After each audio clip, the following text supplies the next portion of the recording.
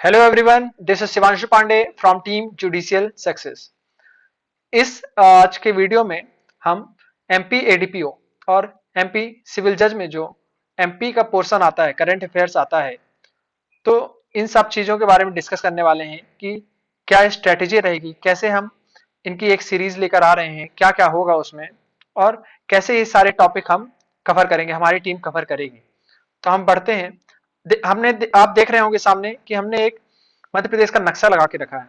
ये इसलिए लगा के रखा है जिससे आपको समझ में आए कि जब भी हम कभी किसी राज्य का जनरल नॉलेज पढ़ना स्टार्ट करते हैं तो उससे पहले हमें उसकी एक भौगोलिक स्थिति पता होनी चाहिए, उसमें कितने जिले होते हैं वो पता होने चाहिए, कितने संभाग होते हैं वह पता होना चाहिए, और वह किन किन राज्यों के साथ बाउंड्री साझा करता है वह पता होना चाहिए।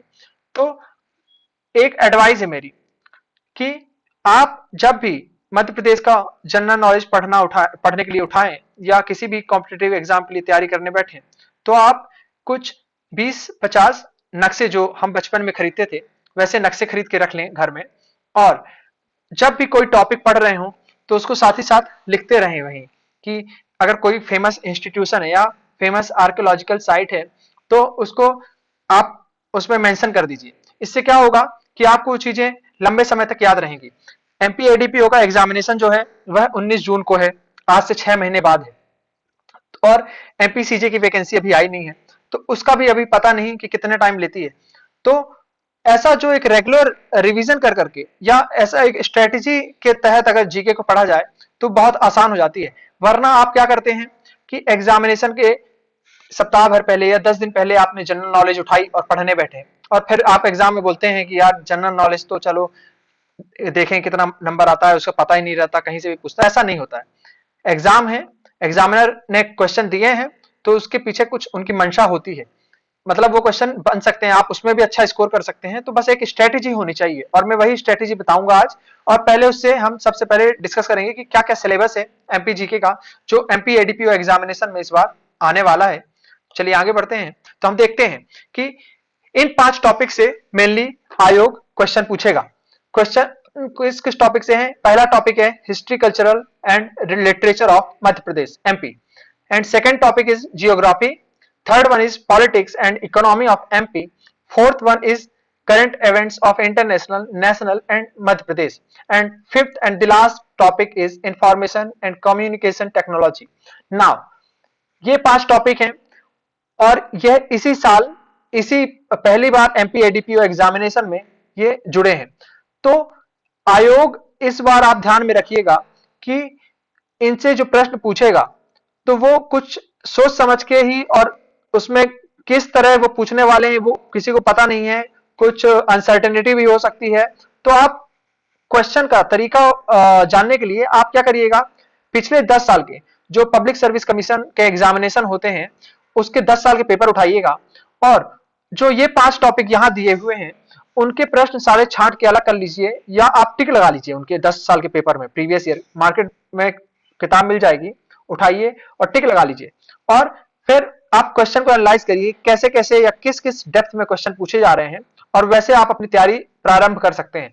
और जिन्होंने ऑलरेडी पढ़ा हुआ है ये सारे टॉपिक्स को, तो आपके लिए एक एडवाइस है कि आप रेगुलर जो हम अब वीडियो डालेंगे जनरल नॉलेज के ऑन डेली बेसिस और ऑल्टरनेट बेसिस, तो आप इनको डेली सुना करिए सो दैट आपका रिवीजन अच्छे तरीके से हो पाए। नाउ एडीपीओ में जो स्कीम है पेपर की, उसमें 50 नंबर का जनरल नॉलेज पूछता है, 50 नंबर के 50 क्वेश्चन पूछता है, और सारे क्वेश्चन 3-3 नंबर के रहते हैं। तो जो टोटल स्कोर बनता है वह 150 नंबर का बनता है, और 150 मार्क्स बहुत ज्यादा इंपॉर्टेंट होते हैं मेरिट डिसाइड करने के लिए। तो आपको ये ध्यान में रखना होगा कि जब एक नंबर बहुत इंपॉर्टेंट होता है मेरिट डिसाइड करने के लिए, तो 150 नंबर का तो आप रोल समझ रहे होंगे, तो आप जीके को छोड़ के नहीं चल सकते। Now moving towards MP civil जज एग्जामिनेशन। तो एमपी सिविल जज एग्जामिनेशन में 20 नंबर का जनरल नॉलेज रहता है, लेकिन उसमें ऐसा कोई सिलेबस डिफाइंड नहीं है, प्री डिफाइंड नहीं है। लेकिन प्रीवियस ईयर पेपर देखने के बाद एक चीज समझ में आती है कि उसमें भी मध्य प्रदेश का जीके रहता है और करंट और इंटरनेशनल इवेंट्स के टॉपिक रहते हैं, बस उसमें एक एडिशनल पॉइंट रहता है, वह रहता है साइंस का। तो यहाँ जो हमें एमपी एडीपीओ एग्जामिनेशन में नहीं पढ़ना है।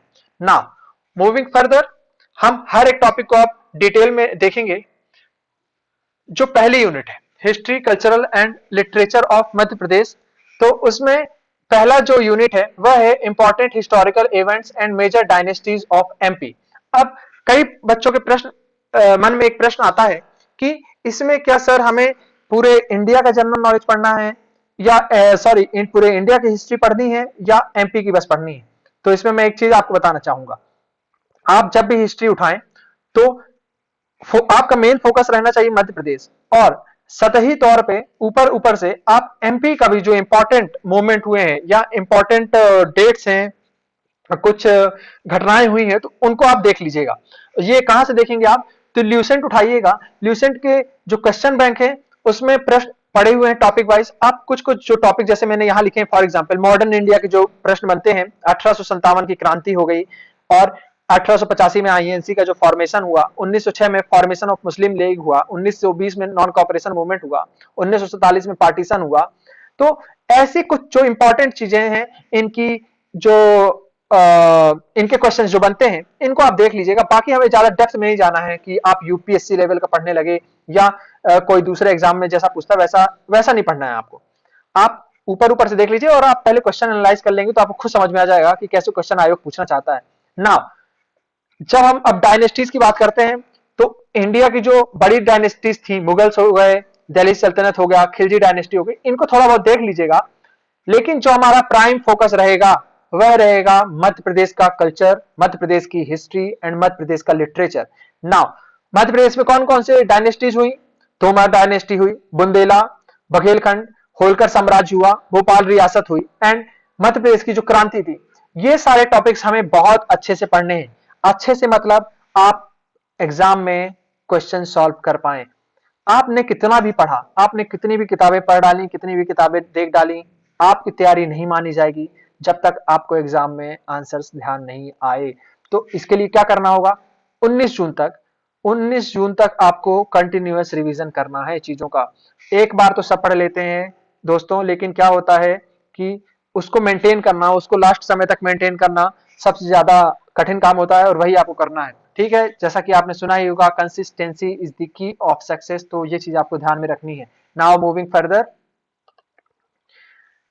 जो सेकंड यूनिट थी contribution of Madhya Pradesh in the independence movement, मैंने बताया 1857 की जो क्रांति हुई और उसके बाद कई सारे इंसिडेंट हुए, उनमें मध्य प्रदेश का क्या रोल था, तात्या टोपे का क्या रोल था, रानी लक्ष्मीबाई का क्या रोल था, टाट्या भील का क्या रोल था, ये सारी चीजें आपको पढ़नी है। झंडा सत्याग्रह क्या था, नमक सत्याग्रह क्या था, चरण पादुका सत्याग्रह क्या था, इसे एमपी का जलियांवाला बाग भी कहा जाता है, हत्याकांड भी कहा जाता है।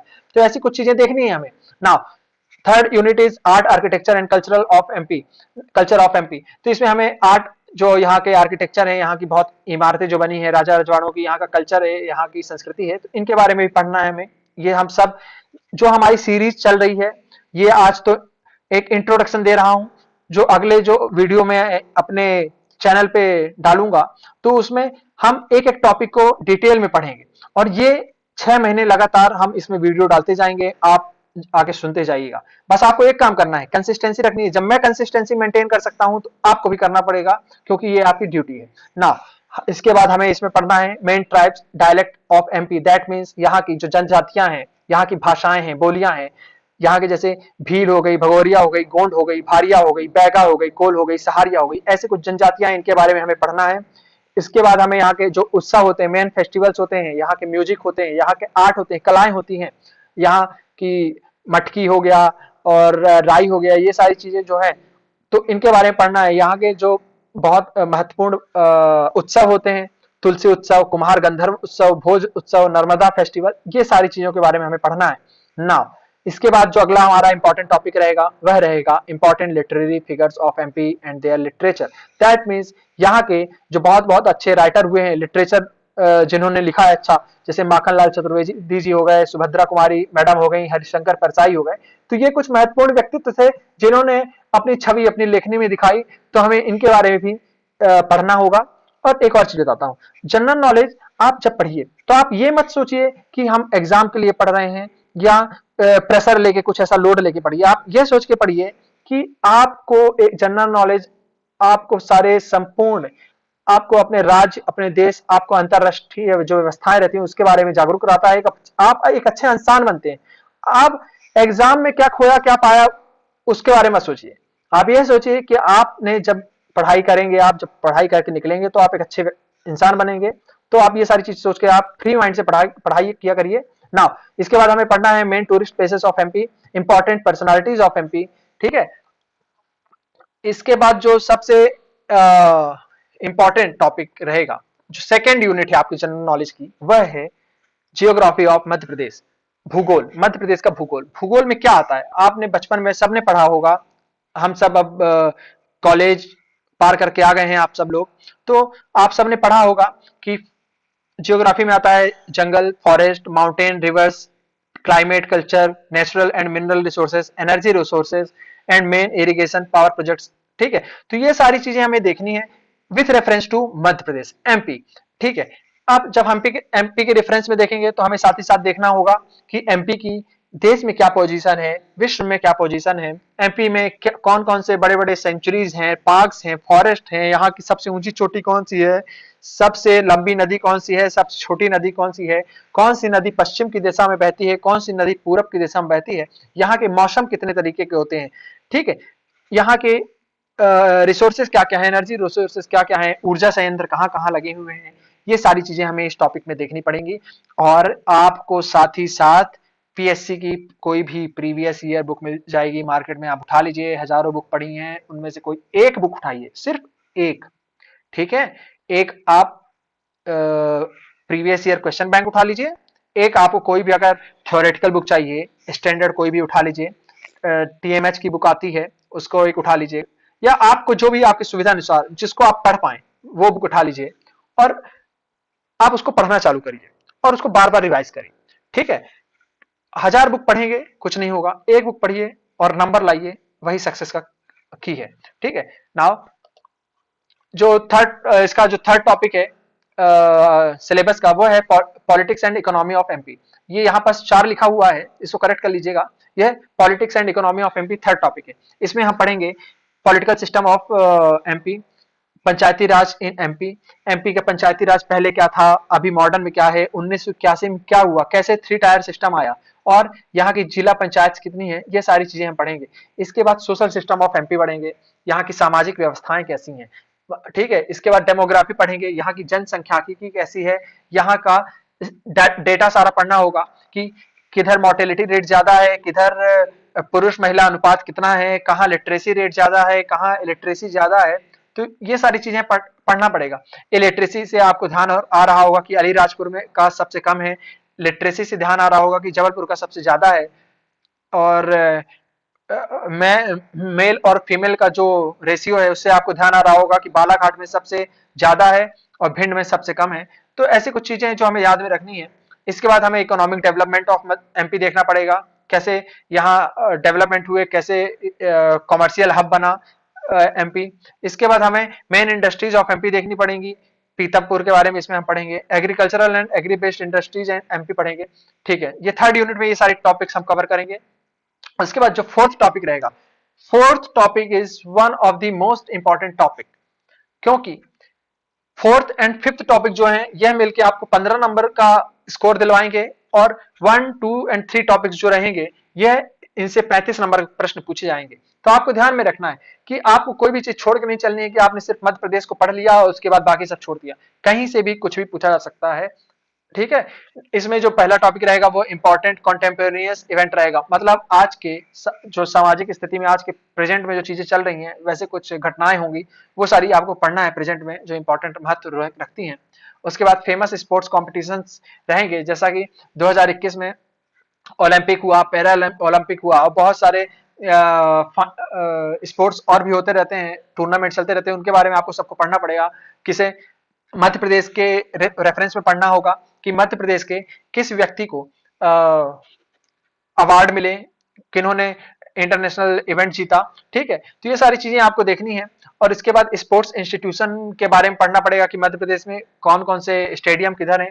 तो ये सारी चीजें आपने सुनी होंगी, ये सारी चीजें आपके आजू बाजू ही रहती हैं, लेकिन क्या होता है जब एग्जाम में पूछता है तो आपको नाम नहीं मालूम रहता। आपको ये तो मालूम रहता है कि वहां कोई स्टेडियम है, इंदौर में कोई स्टेडियम है, ग्वालियर में कोई स्टेडियम है जहां मैच होता है, आप टीवी में देखते भी होंगे, लेकिन एग्जाम में जब उसका एग्जैक्ट नाम पूछ के बोलता है कि रूप सिंह स्टेडियम किधर है या होलकर स्टेडियम किधर है, तो आप कंफ्यूज हो जाते हैं। तो आपको ये सारी चीजें आप एक रखना है कि आप प्रेजेंस ऑफ माइंड रखें, आप कहीं भी चलें या कहीं भी जाएं तो, या आप समाचार सुने या समाचार पत्र पढ़ें, तो आपको अपना दिमाग खोल के बैठना है और उसी टाइम आपको ध्यान में रखना है कि ये कहाँ है, या ये इंस्टीट्यूशन कहाँ है, या ये साइट कहाँ है, ये बिल्डिंग कहाँ है। तो इससे क्या रहेगा कि आपकी एक अच्छी तैयारी हो जाएगी 6 महीने के भीतर ना।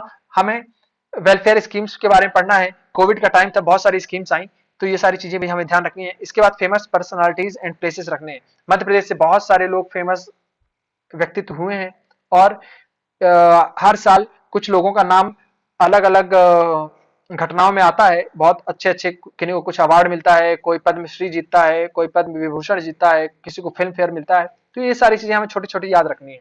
नाउ सबसे जो लास्ट टॉपिक रहेगा ये है इंफॉर्मेशन कम्युनिकेशन एंड टेक्नोलॉजी। इस टॉपिक का जो सबसे मैं इंपॉर्टेंट चीज बताना चाहूंगा, ये टॉपिक आज के समय में आपको जोड़ता है। तो और इसके बारे में बेसिकली थोड़ा मटेरियल कम है, तो मैं इसके बारे में एक अलग पूरा लेक्चर लेके आऊंगा, 2-3 वीडियो का लेक्चर होगा इंफॉर्मेशन कम्युनिकेशन एंड टेक्नोलॉजी का। तो आप जुड़े रहिएगा और आप इसको देखिएगा, क्योंकि इसमें मैंने सारे टॉपिक कवर किए हैं। Electronics, computers, information and communication technology में मैंने history, national electronic policy, famous institutions जो थे, types of communication, procedures of communication, VSNL, MTNL, BSNL, tribunals, इन सब के बारे में मैं कवर करूंगा। उसके बाद जो इसकी सेकेंड यूनिट रहेगी robotics, AI and cyber security, तो इसमें हम हिस्ट्री पढ़ेंगे कि कहां से इसका ओरिजिन हुआ रोबोटिक्स का, एंजल बर्गर ने इसको खोजा था। फिर एमपी में जो उज्जैन में इसका फर्स्ट इंस्टीट्यूशन खुला है रोबोटिक्स का, उसके बारे में हम पढ़ेंगे। फेमस रोबोट्स जो इंडिया के हैं उनके बारे में पढ़ेंगे। आर्टिफिशियल जो इंटेलिजेंस, इसकी लैंग्वेज क्या है, जावा है, क्या है, तो ये सारी चीजें हमें पढ़नी पड़ेंगी। उसके बाद इनके जो फाउंडर थे एआई के, वो थे जॉन मैकार्थी, तो इनके बारे में पढ़ेंगे। नाउ जो इसके फोर्थ सब यूनिट है वह है ई गवर्नेंस। ई गवर्नेंस क्या होता है? ई गवर्नेंस की खोज हुई थी 1970 में। यह होता है कि गवर्नमेंट जब ऑनलाइन या ऑनलाइन जाके या इलेक्ट्रॉनिक माध्यम से अपनी कार्य जो कार्य प्रणाली है इसको लागू करती है या चीजों को एग्जीक्यूट करती है, तो इसे ई गवर्नेंस बोलते हैं। एडमिनिस्ट्रेशन संभालना या मेडिकल फैसिलिटीज देना या आपको सर्विसेज प्रोवाइड करना। कोविड में कितने एप्लीकेशन लॉन्च हुए, क्यों हुए? क्योंकि आप सब अपने घर में थे और चीजों को एग्जीक्यूशन भी करवाना था गवर्नमेंट को, तो गवर्नमेंट ने ऑनलाइन माध्यम पकड़ा और बहुत सारे ऐप लॉन्च किए, चाहे वो आपकी सिक्योरिटी के लिए हो, चाहे वो आपके इंश्योरेंस के लिए हो, चाहे आपके वो वैक्सीनेशन स्कीम के लिए हो। तो ये सारी चीजें ई गवर्नेंस के अंडर में आती हैं। इसमें हम पढ़ेंगे G2G policy, G2C policy, G2B policy and G2E policy, तो ये सारी चीजें हम देखेंगे। फिर इसके बाद इसकी अगली यूनिट रहेगी internet and social networking site. ये हम सब यूज करते हैं डेली बेसिस में कि टेलीग्राम क्या होता है, व्हाट्सएप क्या होता है, फेसबुक क्या होता है, लेकिन हम इनके बारे में जब प्रश्न पूछ लेता है तो हम कंफ्यूज हो जाते हैं, क्योंकि हम टेलीग्राम यूज तो करते हैं लेकिन उसके फाउंडर कौन होंगे उसके बारे में नहीं जानते। फेसबुक तो यूज करते हैं लेकिन फेसबुक ने क्या नया स्कीम लॉन्च किया या कुछ नया गवर्नमेंट के साथ क्या उसकी नई एग्रीमेंट हुआ उसके बारे में हम नहीं जानते। तो ये सारी चीजें हम देखेंगे। ई कॉमर्स के बारे में पढ़ेंगे, B2B, B2C, C2C, C2B, that means businessman to businessman, businessman to consumers, consumer to consumer, consumer to businessman. ये सारी चीजें हम पढ़ेंगे कैसे ये काम करता है। नाउ अब आपको मैं आगे ले जाना चाहूंगा। जो सबसे महत्वपूर्ण प्रश्न आता है, आपने ये देख लिया सिलेबस, सिलेबस हमने समझ लिया कि मोटे मोटे रूप में सिलेबस में है क्या, और आपने सिलेबस खुद भी देखा होगा मुझे लगता है, क्योंकि अगर कोई भी एस्पिरेंट तैयारी करता है तो सबसे पहले सिलेबस ही देखता है। तो सबसे पहले प्रश्न आता है कि इसको पढ़ा कैसे जाए। सर इतना सारा सिलेबस है, हमें तो समझ में ही नहीं आता, हम खत्म कैसे करें? तो मैं एक यही चीज बोल रहा हूं, आप एमपीपीएससी का 10 साल का पेपर उठाइएगा। एमपीपीएससी में 10 टॉपिक आते हैं, उसमें से 5 टॉपिक आपको अलग कर देने हैं जो आपको नहीं पूछे जा रहे हैं। आपको सिर्फ ये 5 टॉपिक उठाने हैं और इनसे जो जो रिलेटेड प्रश्न हैं उनको आप टिक मार्क कर लीजिए। इसके बाद आप उनको एनालाइज करिए, क्या लेवल आयोग किस लेवल के क्वेश्चन पूछता है, और फिर आप तैयारी स्टार्ट करिए। मैं बता रहा हूं 50% तैयारी आपकी तभी हो जाएगी जब आप 10 साल के पेपर को आराम से बैठ के और सही मायनों में एनालाइज करेंगे। इसके बाद जो हम आपको लेक्चर प्रोवाइड करेंगे, जो हम अपने वीडियो अपलोड किए, वह टॉपिक वाइज तो रहेंगे, मैं 5 टॉपिक की सारे सब टॉपिक जो है सारे सब टॉपिक उनको कवर करूंगा, और उसके अलावे मैं हर एक डिस्ट्रिक्ट का पोस्टमार्टम करूंगा। मतलब आज मैंने इंदौर उठा लिया, उसके बाद कल भोपाल उठाऊंगा, उसके बाद सागर उठाऊंगा, ऐसे कर करके हर डिस्ट्रिक्ट में कौन सी नदियां हैं, कौन से इंपॉर्टेंट इंस्टीट्यूशंस हैं, कौन सी वहां पर्सनालिटीज हैं इंपॉर्टेंट, वहां कौन सी ट्राइब्स हैं, ये सारी चीजों को मैं अलग से एक एक सीरीज लाऊंगा, जिसमें 52 दिन में 52 हमारे जिले खत्म हो जाएंगे। तो ये स्कीम है, तो इसके लिए आप जुड़े रहिएगा। इसके बाद हम अपने एप्लीकेशन पे, हम अपने प्लेटफॉर्म में एक एमसीक्यू जो टेस्ट सीरीज है वो भी लेके आएंगे, और यह मोस्टली एक सप्ताह बाद आ जाएगी। तो आप हमसे जुड़े रहिए, और ये टेस्ट सीरीज का मकसद सिर्फ यही है, आप कहीं भी करिए, आप खुद कर सकते हैं, आपके पास दुकान में कई सारी किताबें आप खुद भी लगा सकते हैं, लेकिन आप लगाइए जरूर, रेगुलरिटी मेंटेन रहती है आपको अपनी। कई बार हम पढ़ते तो रहते हैं लेकिन हमें पता नहीं रहता कि हमारी तैयारी कितनी है, तो ये सारी चीजें, इसलिए टेस्ट सीरीज का अलग महत्व है। इसके बाद हम सारे टॉपिक्स को एक दूसरे से लिंक करके पढ़ेंगे। मतलब अगर आप भूगोल पढ़ रहे हैं तो भूगोल में आपको देखना है कि आप जोड़ सकते हैं कि अगर खेती कहीं हो रही है, ज्यादा खेती हो रही है, तो उसके पीछे कारण क्या है, और कहीं ज्यादा वर्षा हो रही है और तो वहां पास कौन से मतलब सब्जियां उग सकती हैं, वहां कौन सी खेती ज्यादा हो सकती है, तो ये सारी चीजें हम जोड़ के पढ़ना पड़ेगा। ठीक है। इसके बाद सबसे जो इंपॉर्टेंट एडवाइस है आप सबके लिए वह है कि आप 1000 किताबों के पीछे मत भागिए, आप सिर्फ एक किताब पकड़िए और उससे से अपनी तैयारी करिए। आशा करता हूं कि आप सबको ये सारी चीजें समझ में आई होगी। यह एक रैपिड रिवीजन सीरीज है, इसलिए मैं ज्यादा टाइम नहीं लिया, मैं शॉर्ट में या क्रिप्स में वीडियो को खत्म करना चाहता हूं, या और ऐसी ही हमारी सारी लेक्चर रहेंगी।